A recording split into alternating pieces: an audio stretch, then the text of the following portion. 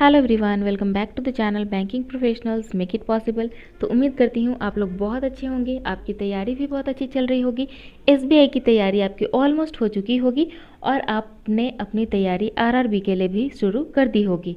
आपका जो डाउट था कि कहाँ से फॉर्म भरना है, इससे रिलेटेड वीडियो मैंने अपलोड कर दिया है, तो आपने अभी तक नहीं देखा है तो चैनल पर जाके देख सकते हैं, ताकि आपका ये कन्फ्यूज़न जो है कहाँ से फॉर्म अप्लाई करना है, ये आपका डाउट क्लियर हो जाए। तो चलिए इस वीडियो की बात करते हैं। तो ये वीडियो मैं एक प्लेलिस्ट बना रही हूँ इसमें, जिसमें कि हम लोग कंप्यूटर अवेयरनेस को कवर करेंगे आरआरबी पीओ और क्लर्क दोनों के लिए, जिसमें प्रीवियस ईयर क्वेश्चन भी आपको मिलेंगे और एक्सपेक्टेड क्वेश्चंस भी मिलेंगे। लेकिन उसके पहले मैंने 2 वीडियो अपलोड किए थे ताकि आपके सजेशंस ले सकूँ कि आप किस तरीके से वीडियो को चाहते हैं अपनी तैयारी के लिए। मैंने पहला दिन जो आपको बताया था वो एक्सप्लेन्ड वे में बताया, दूसरा दिन मैंने एमसीक्यू में बताया, फिर वहाँ एक्सप्लेन किया। तो आप किस तरीके से देखना चाहेंगे, एक थ्योरी को एक्सप्लेन करना है या फिर एमसीक्यू को एक्सप्लेन करना है? ठीक है, मैं यहाँ बिल्कुल भी बेसिक से आई एम अज्यूमिंग कि कुछ ऐसे बच्चे भी हैं जिनको कि बेसिक भी नहीं पता है, तो बिल्कुल बेसिक से स्टार्ट करूँगी और एग्जामिनेशन लेवल तक, जो कि अब जिस तरीके से क्वेश्चन पूछे जाते हैं, जैसे computer, Android, updated version, antivirus, सब कुछ पूछा जाता है, तो वो सब कुछ मैं यहाँ पे कवर करवाने वाली हूँ। तो बातें बहुत हो गई, चलिए शुरुआत करते हैं इस वीडियो की। उससे पहले एक रिक्वेस्ट और कि अगर आपने अभी तक चैनल को सब्सक्राइब नहीं किया है, चैनल पर नए हैं तो सब्सक्राइब करके बेल आइकन दबा लीजिए, ताकि आगे आने वाले वीडियो के नोटिफिकेशन आपको मिलते रहें। चलिए, आज मैंने बिल्कुल भी बेसिक एकदम नए तरीके से आपको समझाने की कोशिश की है। ये कुछ ऐसे नोट्स हैं जो कि मैंने अपने टाइम बनाया था। देखिए, कंप्यूटर क्या काम करता है, आपसे डेटा लेता है, वो अपना कुछ प्रोसेस करता है और फिर आपको उसका रिजल्ट दे देता है। ठीक है, तो यहाँ पे क्या करता है, डेटा लेता है, इंस्ट्रक्शन लेता है, जिसको कि हम लोग इनपुट डिवाइस बोलते हैं। कुछ ऐसा डिवाइस जिसके थ्रू हम लोग डेटा डालते हैं, उसको इंस्ट्रक्शन देते हैं, तो ये कहाँ जाता है, ये मेन मेमोरी मतलब रैम में जाके ये काम करता है। ठीक है, ये कहाँ पे होता है, ये आपका एक सीपीयू, एक बड़ा सा बॉक्स दिखता है। अगर आप डेस्कटॉप की बात करेंगे तो आपको एक स्क्रीन के साथ एक बड़ा बॉक्स दिखेगा, जिसको कि हम लोग सीपीयू कहते हैं। सीपीयू का पूरा नाम होता है सेंट्रल प्रोसेसिंग यूनिट। ठीक है, इसके अंदर सीयू होता है, कंट्रोल यूनिट, इसी के अंदर एएलयू होता है, जिसे हम लोग अर्थमेटिक लॉजिक यूनिट कहते हैं, और इसी के अंदर एक इंटरनल मेमोरी होता है, जिसे हम लोग रजिस्टर भी कहते हैं। ठीक है, तो इन सब के थ्रू ये प्रोसेस करके आपको इन्फॉर्मेशन बाहर देता है जो कि आप चाहते हैं, जिसे हम लोग की आउटपुट कहते हैं। ठीक है, फॉर एग्जाम्पल हम लोग क्या करते हैं, एक्सेल शीट में हम लोग कोई भी डेटा डालते हैं। एक्सेल शीट में हमने डाला 2 × 22, तो ये हमें रिजल्ट दे देता है 44। अब ये 2 × 22 हमने कैसे इसे फीड किया, तो हम लोग कीबोर्ड का सपोर्ट लेते हैं, है ना। तो कीबोर्ड क्या हो गया, ये इनपुट डिवाइस हो गया। कीबोर्ड क्या कर रहा है, डेटा और इंस्ट्रक्शन दे रहा है, मतलब वो इन कर रहा है आपके डेटा को, तो ये इनपुट डिवाइस हो गया। अब ये जो आउटपुट डिवाइस है, ये 2 × 22, 2 × 22 इज इक्वल टू, हमने कैसे प्रेस किया, तो हमने इसे किया है कीबोर्ड से। ठीक है, तो कीबोर्ड क्या हो गया, इनपुट डिवाइस। ये 44 जो है वो आपको कहाँ पे दिख रहा है, तो ये आपको मॉनिटर के स्क्रीन पे दिख रहा है ना। तो ये स्क्रीन क्या हो गया, आउटपुट डिवाइस। ठीक है, तो जिसके थ्रू आप इंफॉर्मेशन इन कर सकते हैं कंप्यूटर में, वो क्या होता है, इनपुट डिवाइस, और जिसके थ्रू वो इन्फॉर्मेशन आपको बाहर दिख जाता है, वो हो जाता है आउटपुट डिवाइस। ठीक है, सिर्फ और सिर्फ इतना ही था इसका। ये फुल फॉर्म मैंने यहाँ पे लिख दिया है, वैसे मैंने आपको बता भी दिया है। तो ये इसका पीडीएफ मैं आपको टेलीग्राम चैनल में दे दूँगी और उसका लिंक मैं यहाँ पे पिन कर दूँगी इस वीडियो के कमेंट सेक्शन में। चलिए आगे बढ़ते हैं। तो जैसा मैंने कहा कि बिल्कुल बेसिक से बताऊँगी, तो आज मैं कंप्यूटर भी बताऊँगी आपको, सीपीयू भी बताऊँगी, और बहुत सारे ऐसे टर्म्स बताऊँगी जो कि एग्जामिनेशन पर्पज से बहुत इंपॉर्टेंट है, बहुत बार पूछा जाता है। ठीक है, और इन सारे थ्योरी को किस तरीके से आपसे सवाल पूछा जा सकता है वो भी मैं यहाँ पे बताऊँगी। ठीक है, कंप्यूटर क्या है, एक इलेक्ट्रॉनिक डिवाइस जो कि डेटा एक्सेप्ट करता है, डेटा और इंस्ट्रक्शन एक्सेप्ट करता है from the users through input device. यहाँ पे मैंने आपको बताया कि इनपुट डिवाइस के थ्रू डेटा एक्सेप्ट करता है और इंस्ट्रक्शन भी एक्सेप्ट करता है। एक ऐसा इलेक्ट्रॉनिक डिवाइस है ये कंप्यूटर। ठीक है, फिर सीपीयू क्या है, सीपीयू क्या करता है, प्रोसेस करता है डेटा को by performing arithmetic and logic operation. Arithmetic operation क्या होता है, यहाँ पे ये कैलकुलेशन करता है। ठीक है, लॉजिकल ऑपरेशन मतलब 2 × 2, तो ये लॉजिक लगाएगा कि अच्छा, इनटू का मतलब क्या होता है, गुना करना है। ठीक है, तो ये अर्थमेटिक और लॉजिक दोनों ऑपरेशन को प्रोसेस करता है और आपको जो डिज़ायर्ड आउटपुट है जो आपका कि इसी तरीके का आउटपुट आना चाहिए वो आपको आउटपुट डिवाइस पे दे देता है। ठीक है, मतलब आपसे डेटा लेता है इनपुट डिवाइस के थ्रू और आपको डेटा दे देता है आउटपुट डिवाइस के थ्रू। ठीक है, आगे बढ़ते हैं। कंपोनेंट्स क्या क्या हैं कंप्यूटर सिस्टम के? तो कंपोनेंट्स इसके 4 हैं, इनपुट, आउटपुट, सीपीयू और मेमोरी। ठीक है, इसके 4 कंपोनेंट्स हैं। अब मोस्ट इम्पॉर्टेंट, इसे बहुत बार स्टार लगा लीजिए, बहुत इंपॉर्टेंट क्वेश्चन, ये हर साल आपको देखने के लिए मिलता है। बूटिंग क्या है? बूटिंग का मतलब होता है कि अपने कंप्यूटर को स्टार्ट करना, सिंपली कंप्यूटर को स्टार्ट करना, बूटिंग। सिर्फ और सिर्फ बूटिंग का मतलब है स्टार्ट। ठीक है, स्टेप क्या होता है? पोस्ट, फिर बायोस और फिर लोड करता है। अब पोस्ट का पूरा नाम क्या होता है? Power on self test. जैसे ही हम लोग पावर बटन ऑन करते हैं तो ये टेस्ट करता है और उसके बाद ये प्रोसीड करता है आगे। आगे कहाँ जाता है?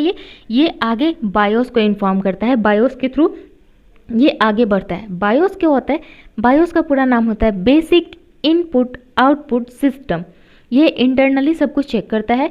उसके बाद बायोस ओपन होता है, फिर क्या होता है? उसके बाद लोड होता है, loading to OS from hard disk to main memory.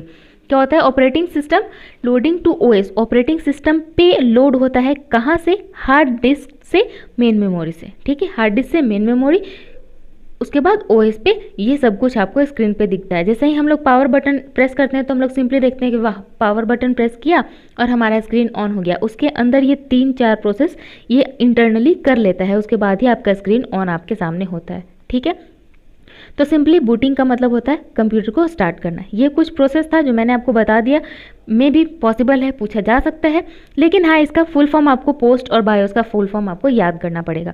OS का फुल फॉर्म क्या है वो आपको कमेंट सेक्शन में बताना होगा, क्योंकि मैंने आपको पहले भी बताया हुआ है। ठीक है, next type of booting. Booting मतलब तो सिंपली स्टार्ट करना, लेकिन एक कोल्ड बूटिंग होता है और एक वार्म बूटिंग होता है। ठीक है, तो कोल्ड बूट और वार्म बूट क्या है? कोल्ड बूट मतलब बिल्कुल ठंडा पड़ा हुआ है कोई चीज़, ठीक है, और उसको जगाना है आपको। बूट का मतलब स्टार्ट, कोल्ड का मतलब ठंडा। तो ठंडे से स्टार्ट करना मतलब कंप्यूटर आपका बिल्कुल ऑफ पोजीशन में है, वहाँ से आपको स्टार्ट करना है। ठीक है, तो ये सिंपली स्टार्ट करने का एक प्रोसेस है। जैसे कि कंप्यूटर मेरा ऑफ है, वहाँ से स्टार्ट करना है, तो ये कोल्ड बूट कहलाएगा। लेकिन जैसे कभी कभी होता है कि मान लिया हम लोग लैपटॉप पे कंप्यूटर पे काम कर रहे होते हैं और वो हैंग कर जाता है। ठीक है, स्क्रीन पे हम लोग कुछ काम कर रहे हैं और ये हैंग हो गया, बिल्कुल कुछ भी कर्सर यहाँ पे काम ही नहीं कर रहा है, कुछ भी क्लिक नहीं हो रहा है। तो हम लोग सिंपली क्या करते हैं? पावर बटन को प्रेस कर देते हैं। ठीक है, कि चलो यार रीस्टार्ट ही कर लेते हैं, कौन इतने देर वेट करेगा। बहुत बार ऐसा होता है, जबकि ऐसा करना नहीं चाहिए। बहुत सारे ऐसे सिस्टम और सॉफ्टवेयर करप्ट हो सकते हैं, बट कभी कभी ऐसा हम लोग करते हैं। तो ये क्या होता है? ये वार्म बूट होता है, मतलब ये ऑलरेडी इसका मशीन चल चल के बहुत गर्म हो चुका है, थक चुका है, और उस कंडीशन में हम लोग रीस्टार्ट कर देते हैं। यहाँ देखिए कोल्ड बूट में स्टार्ट लिखा है मैंने और वार्म बूट में रीस्टार्ट लिखा है। तो रीस्टार्ट करते हैं क्योंकि ये ऑन पोजीशन में है, कभी कभी कुछ इशू हो जाता है जिसकी वजह से हमें इसे रीस्टार्ट करना पड़ता है, दैट इज़ वार्म बूट। ठीक है, उम्मीद करती हूँ यहाँ तक क्लियर हो गया होगा। हॉट स्वैपिंग क्या होता है? ठीक है, एक प्रोसेस है जो कि पेरिफेरल डिवाइस को इजेक्ट करता है विदाउट इजेक्टिंग। अब इजेक्ट भी करता है, विदाउट इजेक्टिंग कैसे करता है? देखिए होता क्या है, एक कंप्यूटर है यहाँ पे, ये मान लेती हूँ मैं कि लैपटॉप है। ठीक है, तो यहाँ पे आपका पेन ड्राइव लगाने का जगह दिया हुआ है। ठीक है, तो हमने पेन ड्राइव इंसर्ट कर दिया। अब पेन ड्राइव में जो भी हमें डेटा लेना था हम लोग यहाँ पे ले लेते हैं। उसके बाद एक ऑप्शन आता है, जैसे ही दिस पीसी में हम लोग क्लिक करते हैं तो यहाँ पे मेरा पेन ड्राइव का जो भी नाम है यहाँ पे दिखेगा। तो उस पर हम लोग राइट क्लिक करते हैं तो वहाँ से इजेक्ट का ऑप्शन आता है। तो वहाँ से इजेक्ट करने के बाद ही अपना डिवाइस हम लोग को कंप्यूटर से निकालना चाहिए। लेकिन हम लोग क्या करते हैं, बिना इजेक्ट ऑर्डर कमांड दिए हुए हम लोग सीधे सीधे पेन ड्राइव खींच लेते हैं। तो वो होता है हॉट स्वैपिंग। मीन्स कि ये चल ही रहा है, हो सकता है कुछ और डेटा ट्रांसफ़र हो रहा हो सकता है कुछ और इसके अंदर इसका ड्राइवर चल रहा हो और हम लोग सीधा सीधा खींच लेते हैं, उसे कहते हैं हम लोग हॉट स्वैपिंग। ठीक है, ये भी नहीं करना चाहिए, आपको प्रॉपर्ली इजेक्ट करके उसके बाद ही अपने डिवाइस को वापस निकालना चाहिए। अब पेरिफेरल डिवाइस, यहाँ पे एक आपको नया टर्म दिख रहा होगा। पेरिफेरल डिवाइस का मतलब होता है वैसे सारे एक्सटर्नल हार्डवेयर डिवाइस जो कि कनेक्ट होते हैं कंप्यूटर से। ठीक है, तो कैसे हार्डवेयर डिवाइस? यहाँ पे देखिए कीबोर्ड अगर हम लोग बाहर से लगाते हैं तो ये भी पेरिफेरल डिवाइस है। यहाँ पे हम लोग अगर ऑप्टिकल माउस लगा रहे हैं, अभी तो वायर वाला माउस जिनके पास भी था सब लोग हटा हटा के ब्लूटूथ वाला माउस लगा रहे हैं, तो वो भी ऑप्टिकल डिवाइस है। हेडफोन लगा लेते हैं हम लोग कि चलो भाई गाने सुनते हैं, वो भी पेरिफेरल डिवाइस है। वेबकैम लगा के हम लोग क्लासेस ले रहे हैं, वीडियो कॉल कर रहे हैं, तो ये भी पेरिफेरल डिवाइस है। तो इनफैक्ट आपका प्रिंटर, ये सब कुछ क्या है, आपका प्रिंटर, प्रोजेक्टर, ये सब कुछ है पेरिफेरल डिवाइस। ठीक है, उम्मीद करती हूँ ये आपका क्लियर हो गया होगा, क्योंकि एग्जामिनेशन में अगर आपसे सवाल पूछा जाएगा तो कुछ ऑप्शन दे दिए जाएंगे नीचे और आपसे पूछा जाएगा कि ये पेरिफेरल डिवाइस है या नहीं है। ठीक है, तो सारे हार्डवेयर डिवाइसेस जो कि कंप्यूटर से कनेक्टेड हैं, ज़रूरी नहीं है कि ये पहले से ही हो, अलग से भी आप लगा सकते हैं। जैसे कंप्यूटर आप लोग खरीदने गए हो और आपको वहाँ पे साथ में कीबोर्ड दिया, तो आप सोचेंगे कि ये तो अलग से नहीं लिया, ऐसा कुछ नहीं है। सारे एक्सटर्नल हार्डवेयर डिवाइस, सारे एक्सटर्नल जो भी बाहर हैं कंप्यूटर के बाहर, वो सारे पेरिफेरल डिवाइस कहे जाते हैं। ठीक है, हार्डवेयर क्या होता है? Physical component of the computer. मैंने आपको पिछले भी वीडियो में बताया था कि जिसे भी हम लोग टच कर सकते हैं वो आपका हार्डवेयर है, हार्ड कॉपी है, हार्डवेयर है। और जिसे हम लोग नहीं टच कर सकते, जैसे ऑपरेटिंग सिस्टम एंड्रॉयड हो गया, विंडो 10 हो गया, विंडो एक्सपी हो गया, तो ये सब हम लोग छू नहीं सकते हैं, तो ये क्या है? सॉफ्टवेयर है। ठीक है, लेकिन कंप्यूटर को हम लोग स्क्रीन को छू सकते हैं, कीबोर्ड को छू सकते हैं, है ना, माउस को छू सकते हैं, तो ये सारे कंपोनेंट क्या है? हार्डवेयर डिवाइस है। ठीक है, आगे बढ़ते हैं। मदरबोर्ड। सबसे पहले बता दूं आपको कि मदरबोर्ड, जैसे हम लोग के घर में क्या होते हैं, मम्मी हेड होती है, पूरे घर का मैनेज करके चलती है, तो in the same way motherboard भी एक कंप्यूटर का पूरा कमांड इसी के अंदर है। अगर ये बिगड़ गया तो फिर कंप्यूटर में कुछ बचता ही नहीं है, सब कुछ इसी के अंदर होता है। ठीक है, तो a circuit board that contains CPU, एक सर्किट बोर्ड होता है जिसे हम लोग CPU से कनेक्ट करते हैं, and attach other peripheral devices via port and external slots. ये जो हम लोग यहाँ पे पेन ड्राइव लगा रहे थे, ये एक्सटर्नल स्लॉट से ही लगा रहे थे। ठीक है, तो एक ऐसा सर्किट बोर्ड जहाँ पे CPU भी होता है और जिससे हम लोग बहुत सारे पेरिफेरल डिवाइसेस लगा के एक्सटर्नल स्लॉट के थ्रू या पोर्ट के थ्रू हम लोग अपने सिस्टम को एक्सेस कर पाते हैं। ठीक है, तो मदरबोर्ड बहुत इंपॉर्टेंट पार्ट होता है। ठीक है, अगर ऑप्शन में दे दिया जाए कि मदरबोर्ड इज, अब नीचे दे दिया जाए आपको CPU, peripheral device, external slot या सर्किट बोर्ड, तो सिंपली ये सर्किट बोर्ड है। ठीक है, यहाँ पे एक USB है। USB का फुल फॉर्म होता है यूनिवर्सल सर्विस बस। ठीक है, मैं कुछ यहाँ पे आपको साथ साथ फुल फॉर्म और एब्रिविएशन देते चलूँगी ताकि धीरे धीरे आपको वो सब भी याद हो जाए। ठीक है, 2 नंबर के लिए ये सब भी पूछे जाते हैं।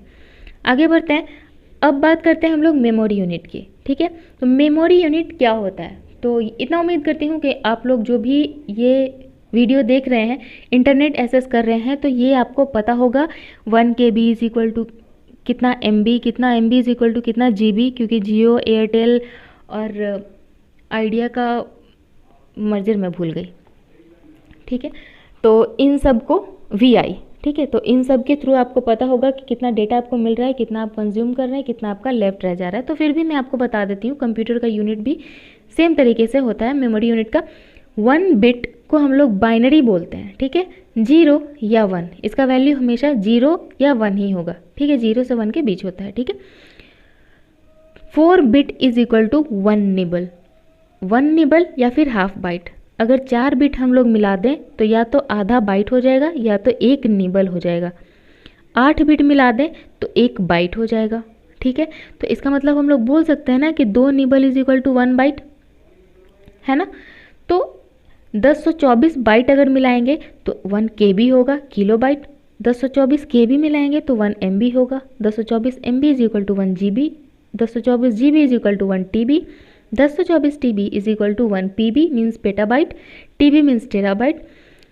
1024 PB is equal to HB means hexabyte. 1024 HB is equal to ZB means zettabyte. 1024 ZB is equal to 1 YB means yottabyte. ठीक है, तो ये आपको याद करना पड़ेगा और बहुत ज़्यादा नहीं, आपको GB तक तो याद है ही, GB के बाद आई होप TB तक भी आप लोग को याद हो गया होगा। ठीक है, तो ये आपको PHZY, ठीक है, फिजी याद कर लीजिए, फिजी, PHZY फिजी।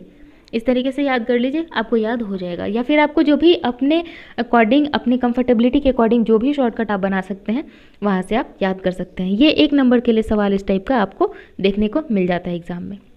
चलिए आगे बढ़ते हैं, ये मैंने आपको बता दिया। तो आज के वीडियो के लिए इतना ही। उम्मीद करती हूँ मैंने जो आपको बताया है एटलीस्ट इतना आपके माइंड में आया होगा, आपको समझ में आया होगा। अगर कोई डाउट रह गया है या मेरे से कोई छूट गया है तो आप कमेंट बॉक्स में कमेंट करके ज़रूर पूछिएगा, मैं कोशिश करूँगी उसका बहुत जल्दी से जल्दी रिप्लाई कर सकूँ। बाकी मैं आपको आज भी प्रॉमिस कर रही हूँ, अभी फिर से यही बात बोल रही हूँ कि मैं बिल्कुल बेसिक टू एग्ज़ाम लेवल, ठीक है, बेसिक टू एग्ज़ाम लेवल आपको पूरा तैयार करवाऊंगी। आपको पेशेंस रखना होगा, ट्रस्ट करना होगा, क्योंकि ट्रस्ट के बिना कुछ नहीं मिलता है लाइफ में। तो आपको एक ट्रस्ट, एक बिलीव रखना होगा कि you can do it and I will support you to getting your desired job and dream job. So उम्मीद करती हूँ आप लोग सपोर्ट करेंगे। अगर वीडियो अच्छा लगा हो तो लाइक ज़रूर कीजिएगा, दोस्तों के साथ शेयर भी कीजिए। अगर वो भी कंप्यूटर अवेयरनेस ढूंढ रहे हैं तो ये बहुत अच्छा मौका है उनके लिए भी फ्री में ये सब कुछ सीखने का। आपका कोई डाउट रह गया है तो फिर से कहती हूँ बेझिझक आप कमेंट बॉक्स में पूछ सकते हैं। कोई सजेशन हो तो भी आप कमेंट बॉक्स में दे सकते हैं। अगर आप सब्सक्राइब करना भूल चुके हैं सो इट्स अ रिक्वेस्ट कि प्लीज़ सब्सक्राइब कर लीजिए ताकि आगे आने वाले सारे वीडियो के अपडेट आपको मिलते रहें। ये अपडेट ऐसे नहीं मिलेंगे, आपको बेल आइकन दबाना होगा। मिलेंगे अगले वीडियो में, तब तक के लिए all the very best, take care, see you soon, bye.